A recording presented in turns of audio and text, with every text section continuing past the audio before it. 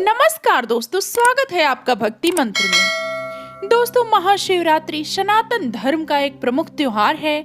यह भगवान शिव के पूजन का सबसे बड़ा पर्व भी है। फाल्गुन कृष्ण चतुर्दशी को महाशिवरात्रि पर्व मनाया जाता है। सृष्टि के प्रारंभ में इसी दिन मध्य रात्रि को भगवान शंकर का ब्रह्मा से रुद्र के रूप में अवतरण हुआ था। भगवान शिव जितनी जल्दी प्रसन्न होते हैं उतनी ही जल्दी नाराज हो जाते हैं। इसलिए शिवरात्रि के दिन की पूजा में कुछ बातों का विशेष ध्यान रखना चाहिए। आज मैं आपको वही बताने वाली हूँ। शिवरात्रि के दिन सुबह देर तक नहीं सोना चाहिए। जल्दी उठ जाएं और बिना स्नान किए कुछ भी ना खाएं। व्रत नहीं है तो भी बिना स्नान किए भोजन नहीं ग्रहण करें। अगर आप शिवरात्रि का उपवास रख रहे हैं तो आपको सुबह जल्दी उठकर स्नान करके शरीर की सारी अशुद्धियां दूर करनी चाहिए और इस दिन काले रंग के कपड़े ना ही पहने। सामान्यतः शिवरात्रि का व्रत सुबह शुरू होता है और अगली सुबह तक रहता है। व्रती को फल और दूध ग्रहण करना चाहिए। हालांकि सूर्यास्त के बाद आपको कुछ नहीं खाना चाहिए। शिवरात्रि पर चावल, दाल और गेहूं से बने खाद्य पदार्थों से दूर रहना चाहिए। भक्तजनों को फल, दूध, चाय इत्यादि का सेवन करना चाहिए।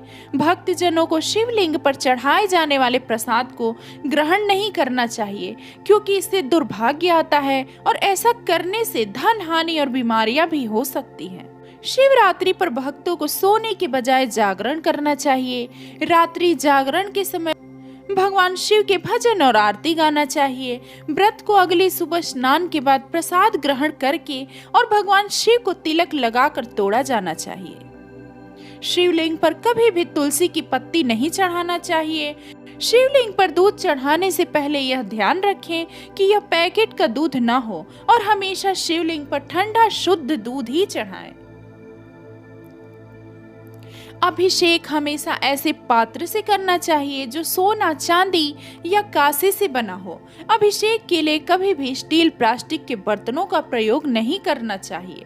भगवान शिव की पूजा में भूलकर भी टूटे हुए चावल नहीं चढ़ाना चाहिए। अक्षत का मतलब होता है अटूट चावल। यह पूर्णता का प्रतीक होता है। इसलिए शिव जी को अक्षत चढ़ाते समय यह देख लें कि चावल टूटे हुए तो नहीं है। शिवलिंग पर सबसे पहले पंचामृत चढ़ाना चाहिए। पंचामृत यानी दूध, गंगा जल, दही, शहद और घी से बना हुआ मिश्रण। जो लोग 4 प्रहर की पूजा करते हैं उन्हें पहले प्रहर का अभिषेक जल से, दूसरे प्रहर का अभिषेक दही से, तीसरे प्रहर का अभिषेक घी से और चौथे प्रहर का अभिषेक शहद से करना चाहिए। शिवरात्रि पर 3 पत्रों वाला बेलपत्र शिव को अर्पित करना चाहिए। टूटे हुए या कटे बेलपत्र नहीं चढ़ाना चाहिए।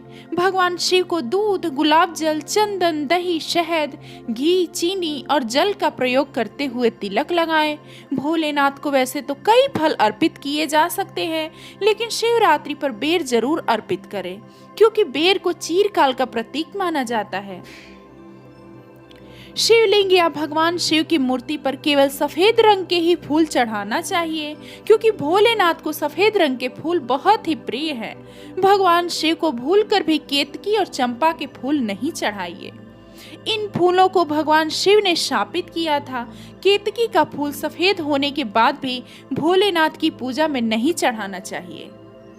शिवरात्रि पर भोलेनाथ को प्रसन्न करने के लिए चंदन का टीका लगा सकते हैं। शिवलिंग पर कभी भी कुमकुम का तिलक ना लगाएं। हालांकि आप मां पार्वती और भगवान गणेश की मूर्ति पर कुमकुम का टीका लगा सकते हैं।